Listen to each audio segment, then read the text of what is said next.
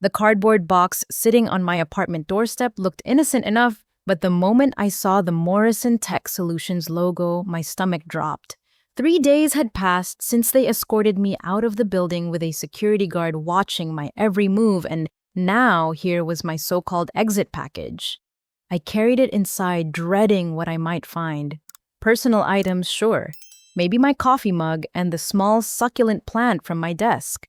What I didn't expect was the manila envelope buried beneath my belongings, stamped in bold red letters, Audit Committee Only. My name, Wanda Chen, was handwritten across the front in unfamiliar script. 25 minutes after staring at that envelope, I finally opened it. Inside were documents that would change everything I thought I knew about my former employer and turn my quiet termination into a federal case. Sitting at my kitchen table with the contents of that envelope spread before me, I felt like I was looking at evidence from someone else's life. Bank transfer authorizations bearing my digital signature, wire transfer receipts for amounts that made my head spin. $2.3 million had been moved through a series of transactions, all apparently approved by me. The problem was I had never seen these documents before in my life. My hands trembled as I examined each page more carefully. Every single fraudulent transaction had been executed on dates when I was traveling for work. The first one occurred during my business trip to Chicago in March, where I had been presenting our quarterly marketing strategy to potential clients. The signature looked perfect, identical to mine in every detail, but I remembered being in conference rooms at the Palmer House Hilton during the exact timestamp shown on the authorization. The pattern became clearer as I reviewed more documents. Another transfer happened while I was in Denver for the National Marketing Summit in April. Phone records attached to the file showed calls made from my office extension to international numbers conversations that allegedly occurred while I was sitting in seminars 2,000 miles away. Someone had been systematically using my identity to move money, and they had been careful to do it when I couldn't possibly be in the office to dispute it. My laptop sat open on the counter, and I quickly logged into my work email account, though I knew it would probably be deactivated by now. Surprisingly, I still had access. Scrolling through my sent folder, I found emails I had never written, authorizing transfers and confirming financial decisions that I would never have approved. The messages were written in my usual tone and style, but they discussed accounts and procedures I knew nothing about. A chill ran down my spine as I realized how sophisticated this frame job was. Someone hadn't just forged my signature or stolen my login credentials. They had studied my communication patterns, my schedule, even my writing style. This wasn't a random act of embezzlement. This was a calculated effort to pin corporate fraud on me specifically. I grabbed my personal phone and called the one person at Morrison Tech who I thought might still talk to me. Tom Bradley had been the IT security specialist, and we had worked together on several projects. If anyone would know how someone could have gained access to my digital identity, it would be him. Wanda, Tom sounded surprised to hear from me. I heard about what happened. I'm really sorry. Tom, I need to ask you something, and I need you to be completely honest with me. Is it possible for someone to remotely access employee computers and use their credentials without them knowing? There was a long pause. Wanda, why are you asking me this? Because I think someone has been using my digital signature and email account to authorize financial transactions that I never approved. I have documentation showing activity that happened while I was out of town. That's impossible, Tom said, but his voice lacked conviction. Our security protocols would prevent that kind of breach. Would they, or would they prevent an outside hacker from doing it? What if someone with administrative access wanted to frame an employee? Another pause. Wanda, I can't discuss internal security matters with former employees. You know that. Tom, please, I'm not asking you to violate company policy. I'm asking you as a friend whether what I'm describing is technically possible. Hypothetically speaking, Tom said carefully, if someone with administrative privileges wanted to access another employee's accounts and credentials, yes, it could be done. The digital signature system pulls from a central database. Email accounts can be accessed remotely with the right permissions. Phone systems can be programmed built to show calls from any extension. My heart sank. So someone with the right access could make it look like I was doing things I never did. Theoretically, yes, but Wanda, who would want to frame you? You worked in marketing. You didn't even have access to financial systems. That was exactly the point that was bothering me. Why would someone choose me as their scapegoat? I had been a mid-level marketing director with no authority over financial transactions. I had never worked with client funds or had access to bank accounts. It didn't make sense unless someone specifically needed a fall guy who would seem believable but wouldn't be able to defend themselves effectively. After hanging up with Tom, I spread the documents out again and studied them with fresh eyes. The transactions weren't random. They followed a pattern that suggested someone with intimate knowledge of the company's financial cycles. Money was moved just before quarterly audits transferred back, before annual reviews shifted again, during budget planning periods. This wasn't amateur hour embezzlement. This was sophisticated corporate fraud orchestrated by someone who understood Morrison Tech's financial calendar better than most employees. I noticed something else troubling. My supposed authorizations weren't just for moving money. Some of the documents showed me approving vendor contracts with companies I had never heard of. Others had me signing off on consultant fees for services that our marketing department had never requested. Someone had been using my identity to create an entire shadow operation within the company. The realization hit me like a physical blow. I wasn't just being framed for embezzlement. I was being set up as the architect of a comprehensive fraud scheme. When the authorities investigated, they would find a trail of evidence leading directly to me with my signatures and approvals on every suspicious transaction. I would look like a criminal mastermind who had spent months systematically looting the company. The next morning, I called Sarah Bennett, hoping she might still be willing to talk to me.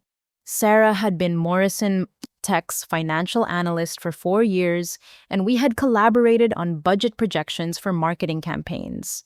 She had always struck me as meticulous and honest, the kind of person who would notice if something was wrong with the company's finances. Wanda, Sarah's voice was a mixture of relief and anxiety. I'm so glad you called.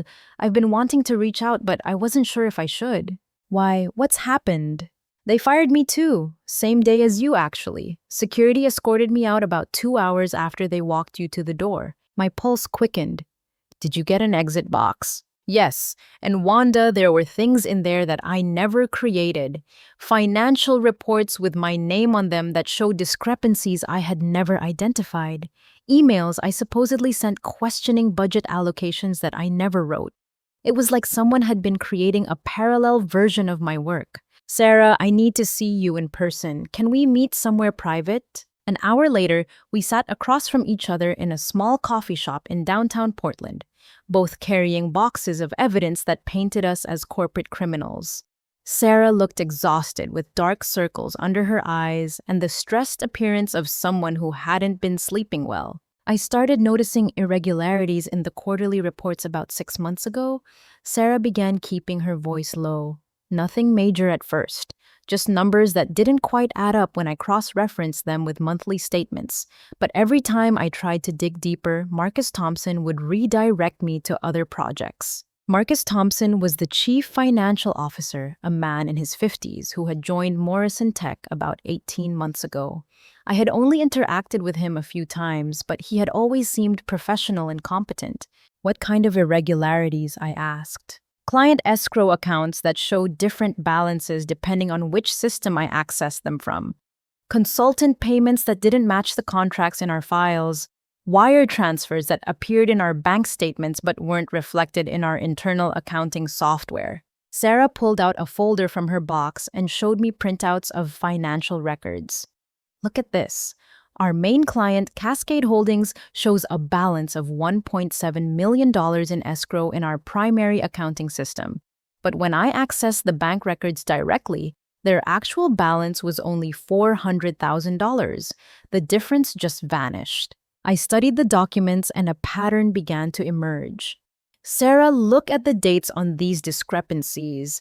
They correspond exactly with the dates on my forged transfer authorizations. We spread both sets of documents across the small table, and the picture became horrifyingly clear. While someone was using my identity to authorize fraudulent transfers, those same transfers were creating the accounting irregularities that Sarah had noticed. The money wasn't disappearing randomly. It was being systematically siphoned through a sophisticated network of false authorizations and manipulated records. Who else would have had access to both the accounting systems and the authorization databases? I asked. That's what scares me, Sarah replied. It would have to be someone with administrative access to multiple systems, someone in senior management, or multiple people working together. Sarah nodded grimly. Marcus Thompson definitely knew something was wrong. Every time I brought up discrepancies, he would tell me to focus on other priorities. But now I'm wondering if Jake Sullivan was involved too. Jake Sullivan was the director of operations, technically my former boss. He had hired me 3 years ago and had always seemed supportive of my work. The idea that he might have been orchestrating my downfall was almost too painful to consider. Jake had access to everyone's digital credentials, I said slowly. He could authorize system maintenance that would give him the ability to impersonate employees digitally. And he traveled frequently, Sarah added. He would know exactly when you were out of town and couldn't dispute suspicious activity. We sat in silence for a moment, processing the implications. Then Sarah dropped another bombshell. Wanda, we weren't the only ones fired that day. I talked to Linda in Human Resources before I was escorted out. 5 other employees were terminated within the past month. All of them had questioned financial irregularities or had access to sensitive data. Who? David Kim from Accounts Receivable. He had noticed discrepancies in client payments. Jennifer Walsh from Compliance, who had been asking questions about our audit procedures. Robert Chen from IT, who had flagged unusual network activity. Maria Rodriguez from Legal, who had been reviewing vendor contracts. And Patricia Monroe's assistant, Lisa Thompson, who had access to executive correspondence. Patricia Monroe was Morrison Tech's CEO, a woman I had respected and admired. The thought that she might be involved in corporate fraud was almost impossible to accept. Sarah, if they're systematically eliminating anyone who might expose this fraud, then we're not just dealing with embezzlement. We're dealing with a conspiracy that goes all the way to the top of the company, which means we're in serious danger, Sarah replied. If they're willing to frame us for crimes we didn't commit, what else might they be willing to do? I thought about the sophisticated nature of the evidence planted in my exit box. Someone had spent considerable time and effort creating a convincing case against me. They had studied my patterns, replicated my digital signature, and constructed a timeline of fraudulent activity that would be difficult to disprove without expert analysis. We need help, I said. Professional help. A lawyer who specializes in corporate fraud cases. I can't afford a lawyer, Sarah said quietly. They fired me for cause, which means I don't get severance or unemployment benefits. I've got maybe 6 weeks of savings left. I'm in the same situation, but Sarah, if we don't fight this, we're going to end up in prison for crimes we didn't commit. Someone has spent months setting us up as scapegoats. If we don't expose the truth, no one else will. As we left the coffee shop, I felt a mixture of fear and determination. The scope of the conspiracy was larger than I had initially imagined, but at least I wasn't facing it alone. Sarah and I had complementary knowledge about Morrison Tech's operations.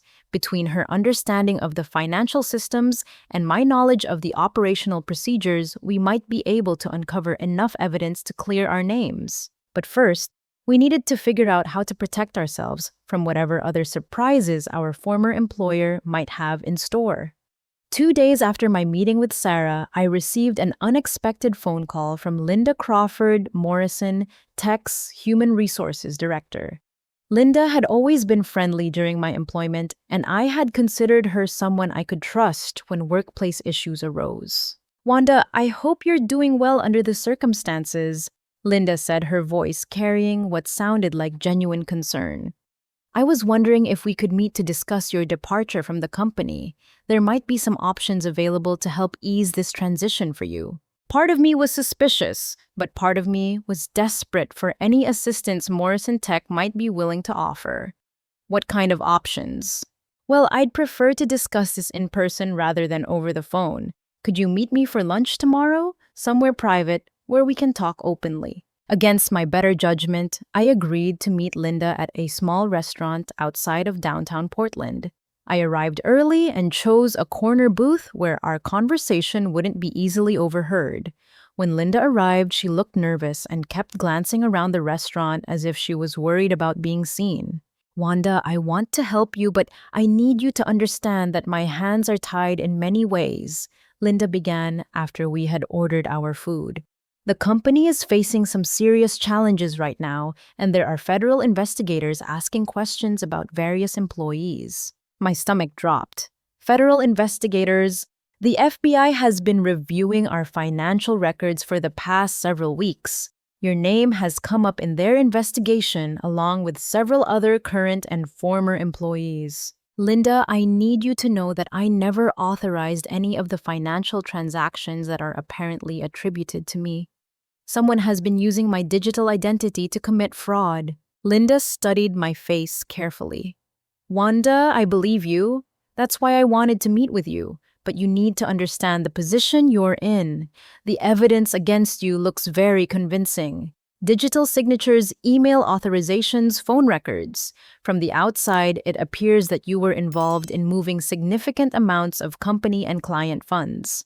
But I wasn't involved. I can prove that I was out of town when most of these transactions occurred. I know, and that's what makes this situation so complicated. Linda leaned forward and lowered her voice. Between you and me, upper management has known about financial irregularities for months. They've been looking for ways to address the problem without damaging the company's reputation or triggering a major federal investigation. What are you saying? I'm saying that some people in leadership positions may have made decisions that weren't in everyone's best interests, including yours. The implications of her words hit me like a sledgehammer. Are you telling me that Morrison Tech's executives knowingly allowed me to be framed for the crimes I didn't commit? Linda looked around the restaurant again before responding. I'm telling you that there are ways this situation could be resolved that would benefit everyone involved. The company is prepared to offer you a substantial severance package in exchange for signing a comprehensive non-disclosure agreement. You would receive 6 months of full salary plus legal fees for any personal expenses you've incurred related to this situation. In exchange for keeping quiet about the fraud, in exchange for allowing the company to handle this matter internally without unnecessary external scrutiny. I felt anger building in my chest. Linda, are you asking me to take money to cover up corporate embezzlement? I'm asking you to consider whether fighting this battle is really in your best interests. Wanda, you're a single woman with limited financial resources going up against a corporation with unlimited legal resources.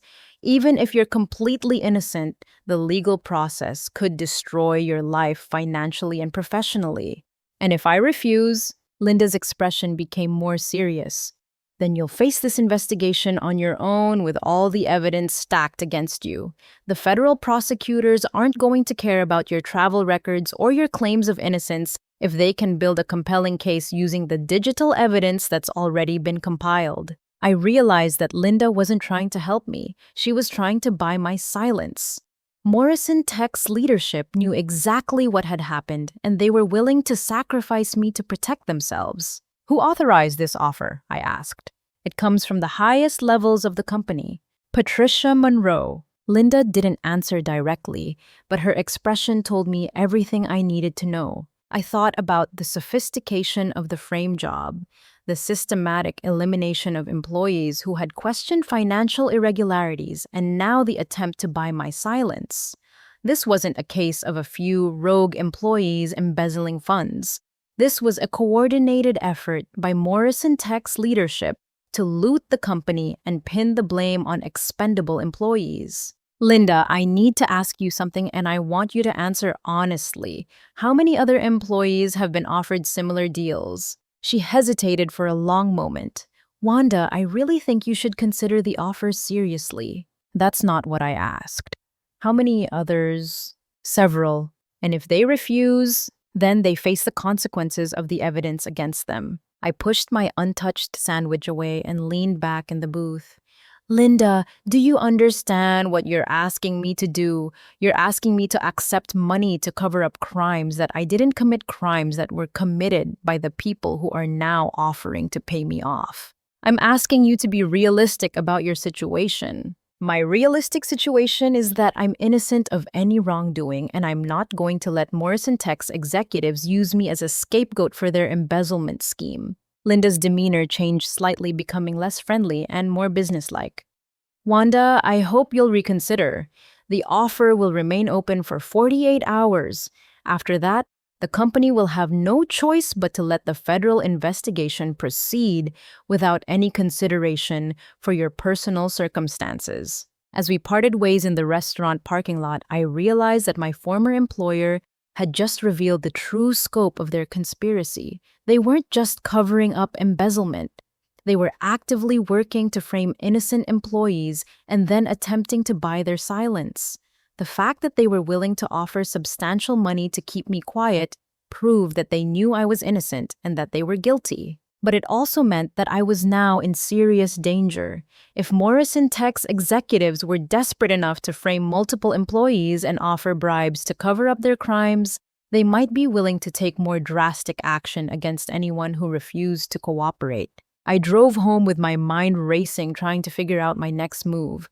Linda's offer had actually given me valuable information.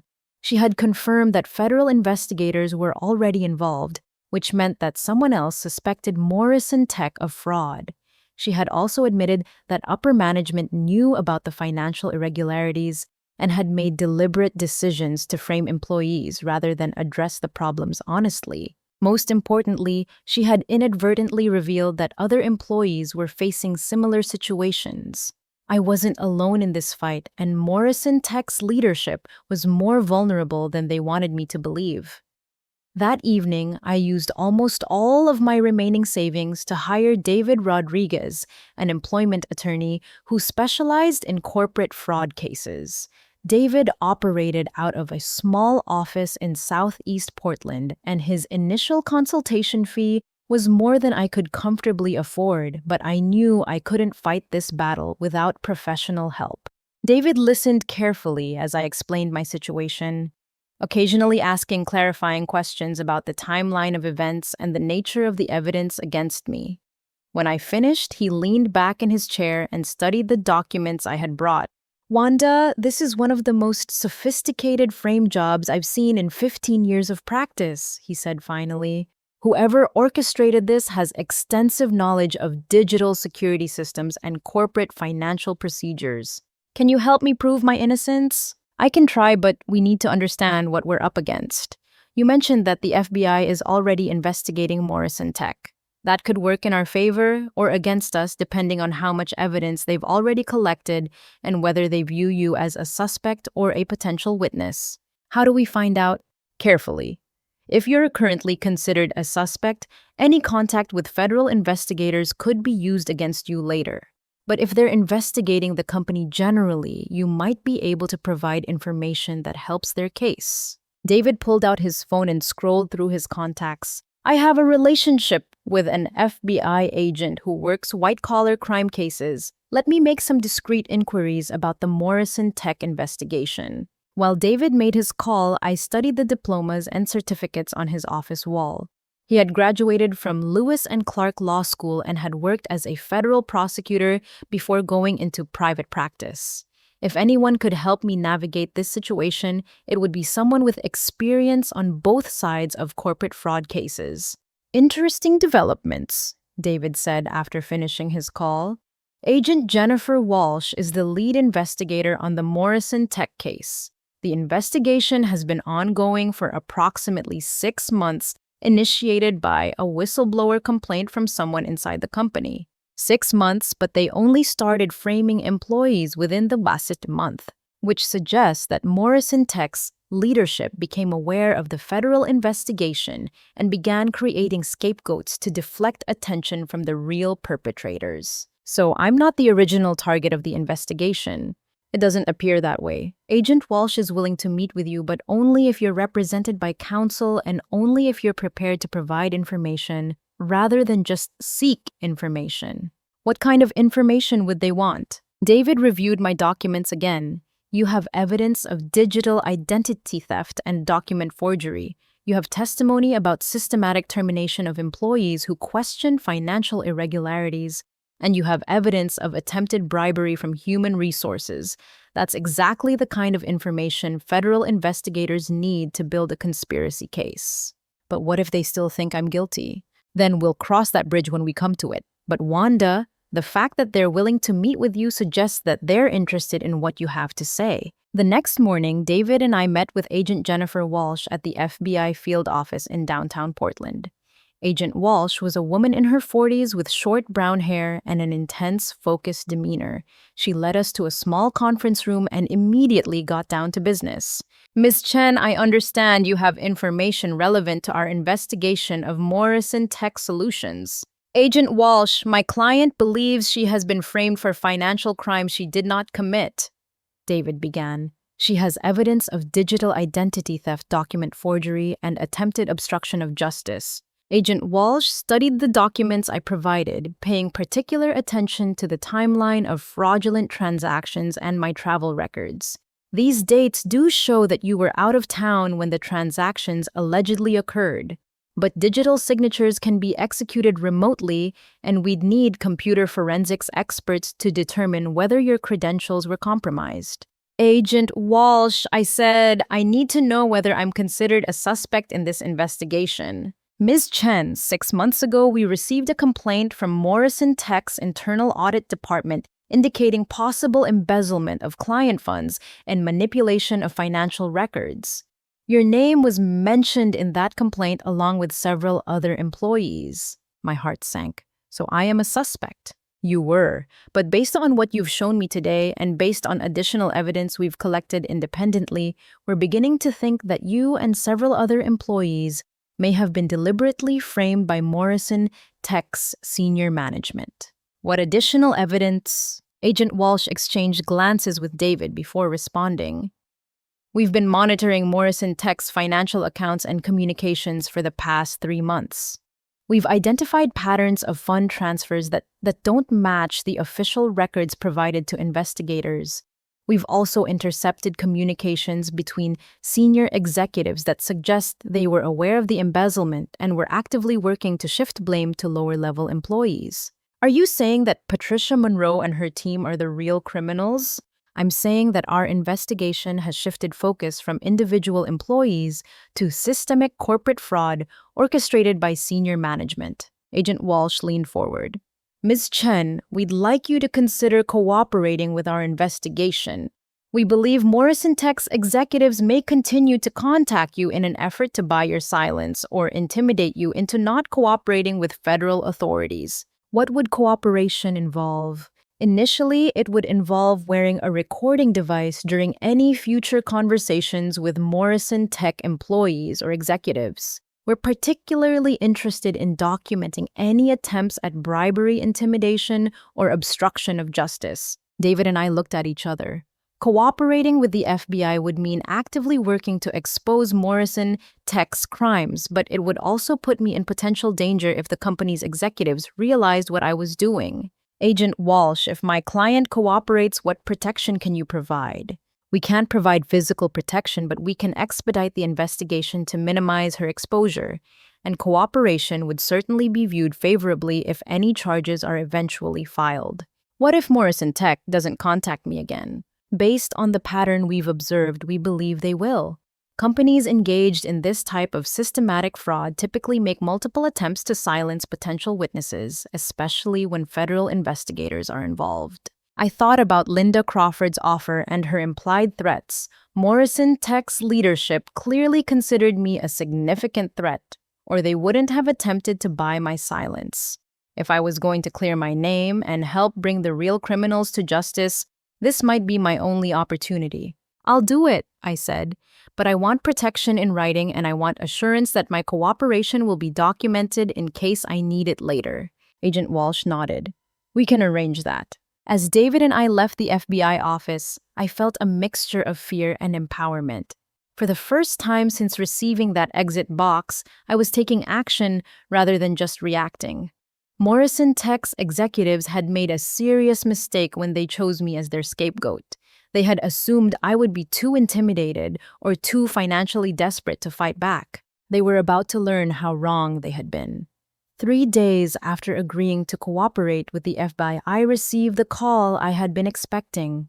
Jake Sullivan, my former boss and the director of operations, wanted to meet with me privately.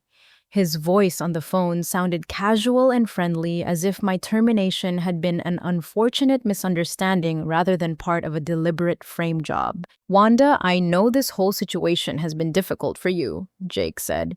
"I was wondering if we could get together for coffee and talk about how we might be able to resolve things amicably." "What kind of resolution are you thinking about, Jake?" "Well, I'd rather discuss that in person. Are you available this afternoon?" Following Agent Walsh's instructions, I agreed to meet Jake at a busy coffee shop in downtown Portland. An hour before our meeting, I met with Agent Walsh and another FBI agent in a van parked several blocks away. They fitted me with a small recording device and reviewed the questions I should try to ask to get Jake to admit his involvement in the fraud. "Remember," Agent Walsh said, "don't push too hard. Let him talk and try to get him to explain how the digital authorization system works. We're particularly interested in getting him to admit that he had access to other employees' credentials." When I arrived at this coffee shop, Jake was already waiting at a corner table, looking relaxed and confident. He greeted me with a smile and asked how I was adjusting to unemployment, as if he was genuinely concerned about my welfare. "Jake, I have to ask you something directly," I began after we had gotten our drinks. "Do you know how my digital signature ended up on financial authorization that I never approved?" "Wanda, I think there might be some confusion about how our authorization system works. Sometimes approvals can be processed automatically based on preset parameters. But these weren't automatic approvals. These were specific authorizations for wire transfers to overseas accounts." Jake's expression became more serious. "Wanda, I think you need to be careful about making accusations without understanding all the facts." "What facts should I understand?" "The fact that Morrison Tech is cooperating fully with federal investigators and that employees who make false claims about company procedures could face additional legal complications." I felt a chill at the implied threat, but I also realized that Jake was giving me exactly the kind of statements that Agent Walsh wanted to record. "Jake, are you saying that if I continue to claim that I didn't authorize those transactions, Morrison Tech will take legal action against me?" "I'm saying that the company has documented evidence of your involvement in questionable financial activities and that your best option might be to work with us to resolve this matter quietly." "How would we resolve it quietly?" Jake leaned forward and lowered his voice.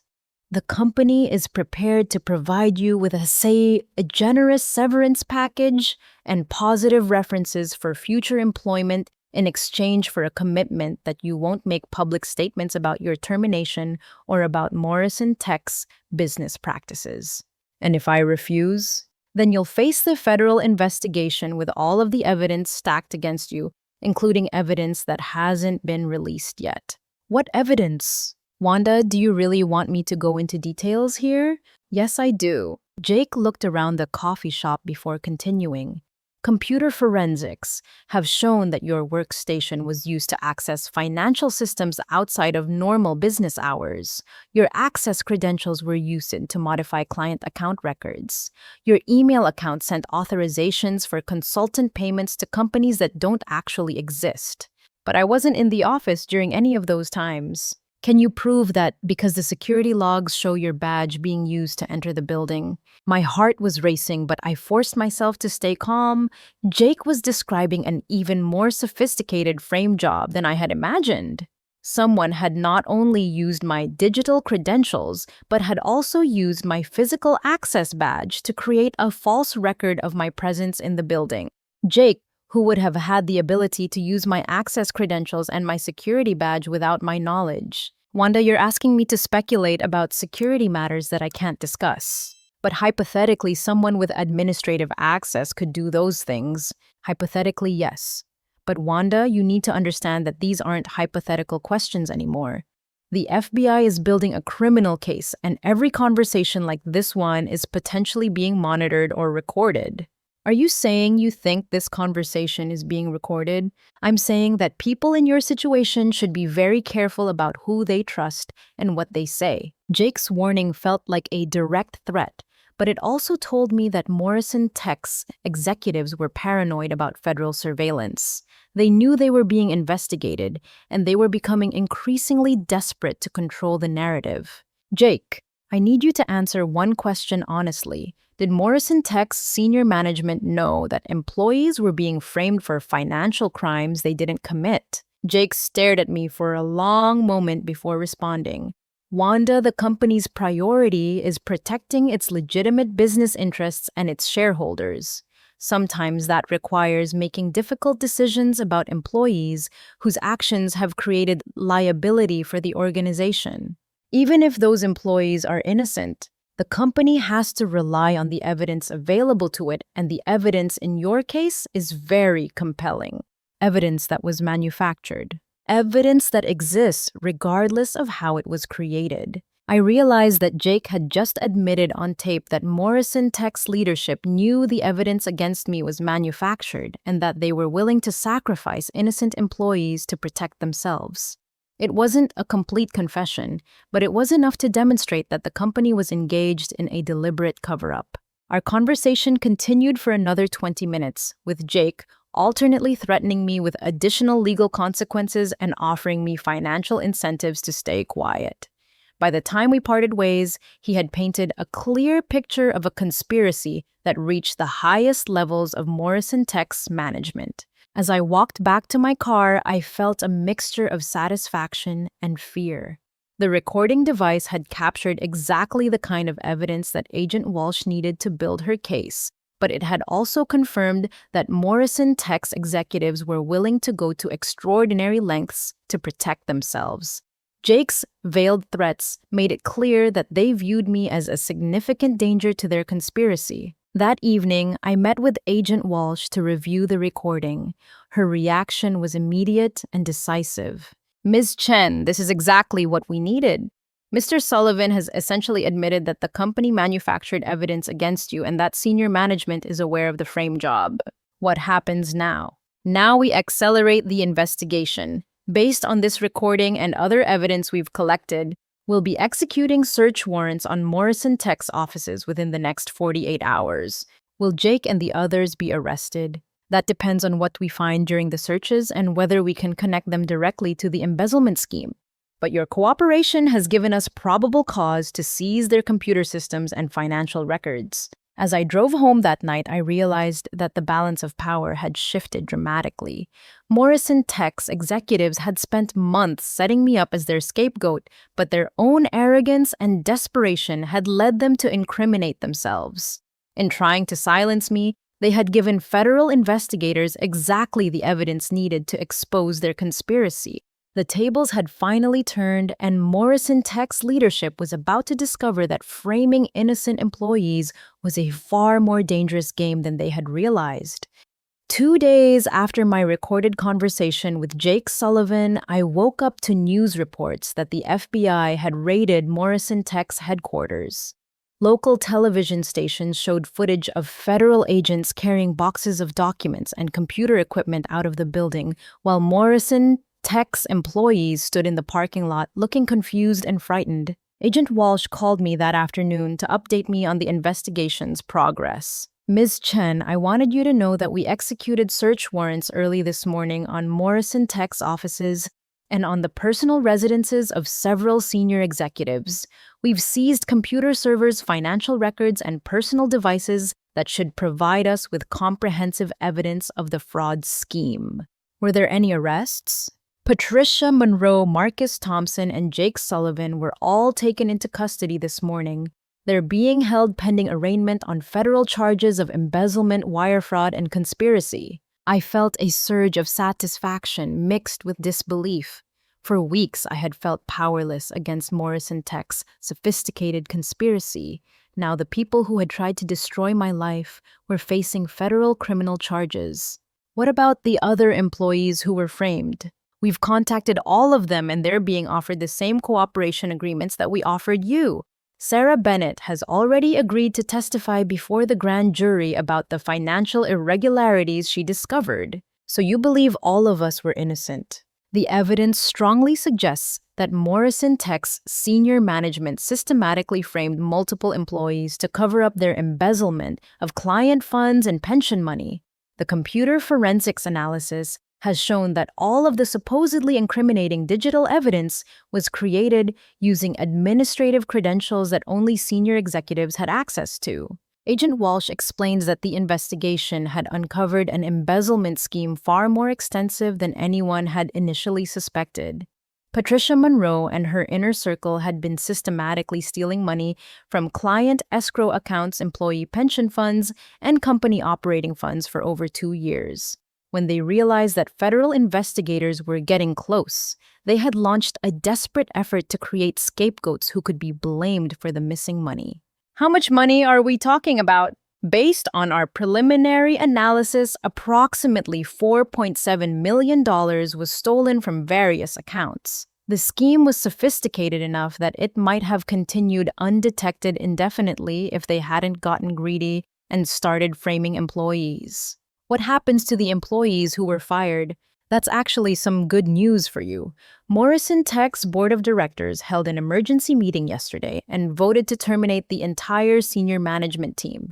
They've also authorized the company's legal department to reinstate any employees who were wrongfully terminated and to provide full back pay and benefits. I was stunned. After weeks of feeling like my career was over, I was being offered my job back with full vindication. Agent Walsh, I'm grateful for the vindication, but I'm not sure I want to go back to work for Morrison Tech after everything that's happened. I understand completely, but you should know that the interim management team has asked me to convey their sincere apologies for what you've been through. They're also prepared to provide substantial financial compensation for the damages you've suffered. That evening, I called Sarah Bennett to share the news. She had already been contacted by Morrison Tech's legal department and had been offered her position back with a significant salary increase. Wanda, I can't believe it's really over, Sarah said. When they fired me, I thought my career in finance was finished forever. Are you going to go back? I'm not sure. The new management team seems genuinely committed to cleaning up the company's practices, but it's hard to trust any corporation after going through something like this. I know what you mean. I keep thinking about how close we came to going to prison for crimes we didn't commit. But we didn't, and the people who actually committed the crimes are going to face justice. That has to count for something. Over the next several days, I received job offers from 3 different companies who had learned about my situation through news coverage of the Morrison Tech scandal. Apparently, my willingness to cooperate with federal investigators and to fight for the truth had impressed several employers who were looking for employees with integrity and courage. The offer that interested me most came from Bradley Innovations, a mid-sized technology company that specialized in cybersecurity solutions. They offered me a position as senior marketing director with a salary that was 30% higher than what I had been making at Morrison Tech. More importantly, they made it clear that they valued my experience with corporate fraud investigation and wanted me to help develop marketing strategies for their corporate security services. Ms. Chen, said Robert Bradley, the company's founder, during my interview, what you've been through demonstrates exactly the kind of integrity and analytical thinking that our clients need when they're dealing with security threats. We'd be honored to have someone with your experience on our team. 2 weeks after the FBI raids, I attended Patricia Monroe's arraignment at the federal courthouse in downtown Portland. Seeing the woman who had been Morrison Tech's CEO led into court in handcuffs was surreal. For 3 years, I had respected her as a successful executive who had built Morrison Tech from a small startup into a major regional company. Now, she was facing federal charges that could send her to prison for decades. During the hearing, federal prosecutors outlined the scope of the embezzlement scheme and the systematic effort to frame innocent employees. The judge denied bail for all three defendants, citing the sophistication of the fraud and the risk that they might flee or attempt to intimidate witnesses. As I left the courthouse, I felt a sense of closure that I hadn't expected. The people who had tried to destroy my life were now facing the consequences of their actions, and I was moving forward with a new job and a restored reputation. But more than that, I had learned something important about myself. When faced with overwhelming odds and sophisticated opposition, I had refused to give up or accept defeat. I had found the courage to fight for the truth, even when it seemed impossible to win. 6 months later, I stood in the same federal courthouse where Patricia Monroe's arraignment had taken place, but this time I was there to witness her sentencing. The prosecution had presented overwhelming evidence of the embezzlement conspiracy, and all three defendants had eventually pleaded guilty rather than face trial. Patricia Monroe received 8 years in federal prison, while Marcus Thompson and Jake Sullivan each received 5-year sentences. The judge also ordered them to pay full restitution to Morrison Tech's clients and to the employees they had framed, plus substantial punitive damages. The defendants in this case didn't just steal money, Judge Harrison said during the sentencing hearing. They attempted to destroy the lives and careers of innocent employees to cover up their crimes.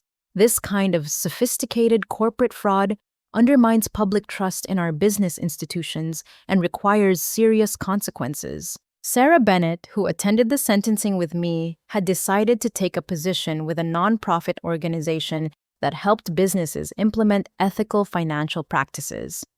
After everything we've been through, she told me, I want to spend my career helping companies avoid the kind of corruption that almost destroyed our lives. I had thrived at Bradley Innovations over the past 6 months, working on marketing campaigns for their corporate security services and helping develop educational materials about fraud prevention. My experience with Morrison Tech had given me unique insights into how corporate fraud schemes operate and how they can be detected and prevented. The financial settlement from Morrison Tech had exceeded my expectations. In addition to back pay and benefits for the time I was unemployed, the company had provided substantial compensation for the emotional distress and career damage I had suffered. I used part of that settlement to establish the Corporate Integrity Foundation, a nonprofit organization that provides legal and financial assistance to employees who expose corporate fraud. Employees shouldn't have to choose between financial security and doing the right thing. I explained to a reporter who was writing a follow-up story about the Morrison Tech case. When people discover corporate wrongdoing, they need support and protection, not threats and retaliation. The foundation's first client was a bookkeeper from a construction company who had discovered that her employer was submitting fraudulent billing to government contractors. Like me, she had been fired and framed for crimes she didn't commit when she tried to report the fraud. With the foundation's help, she was able to hire competent legal representation and cooperate with federal investigators to expose the scheme. Want to save my life? The bookkeeper told me after her former employer was indicted for fraud. Without the foundation's support, I would have been too scared and too broke to fight back. As I reflected on everything that had happened since that day when I found the envelope in my exit box, I realized that Morrison Tech's executives had made a fundamental miscalculation when they chose me as their scapegoat. They had assumed that a mid-level employee with limited financial resources would be too intimidated to challenge their sophisticated frame job, but they had underestimated the power of truth and the importance of refusing to accept injustice, even when fighting back seems impossible. They had also underestimated the willingness of law enforcement officials and other employees to support someone who was courageously standing up for what was right. The experience had taught me that sometimes the worst things that happen to us become the foundation for discovering our true strength and purpose. Being framed for corporate fraud was the most terrifying experience of my life, but it also led me to a career that was more meaningful and fulfilling than anything I could have imagined. I learned that integrity isn't just about doing the right thing when it's easy or convenient. Real integrity means standing up for truth and justice, even when you're afraid. even when you're outnumbered, and even when the personal cost might be enormous. Most importantly, I learned that individual courage can overcome institutional corruption, but only if you're willing to take action rather than just hoping that someone else will solve the problem. Morrison Tech's executives were able to steal millions of dollars and frame multiple innocent employees. But their entire conspiracy collapsed when a few people decided to fight back rather than accept defeat. The foundation has now helped expose corporate fraud at 12 different companies across the Pacific Northwest, recovering over $30 million in stolen funds and helping dozens of whistleblowers protect themselves from retaliation. Every time we help someone stand up to corporate corruption, I'm reminded that the nightmare I experienced at Morrison Tech has been transformed into something positive that helps other people avoid similar situations. 6 months ago, I thought my career was over and that I might spend years in federal prison for crimes I didn't commit. Today, I'm doing work that I love, helping other people fight for justice and building something that will continue to make a difference long after I'm gone. Sometimes the envelope you're afraid to open contains exactly the evidence you need to change everything for the better. Sometimes the worst betrayal becomes the foundation for the most meaningful victory. And sometimes, standing up for the truth even when you're terrified and alone is the beginning of discovering who you were meant to be. Have you ever faced a situation where standing up for what's right seemed impossible, but you did it anyway? I'd love to hear about times when you found the courage to fight for truth and justice, even when the odds seemed stacked against you. Your stories inspire others to find their own courage when facing difficult situations. Please like this story if it resonated with you, subscribe for more stories about people overcoming injustice and finding their strength, and share this with anyone who might need encouragement to stand up for what they believe in. Comments help me understand what kinds of stories matter most to you, so please let me know what you think. Thank you for listening to my story, and I hope it reminds you that no matter how powerful the people working against you might seem, truth and courage have a way of winning in the end. Sometimes the worst thing that happens to you becomes the best thing that ever happened to you if you're brave enough to fight for justice and refuse to give up on what's right.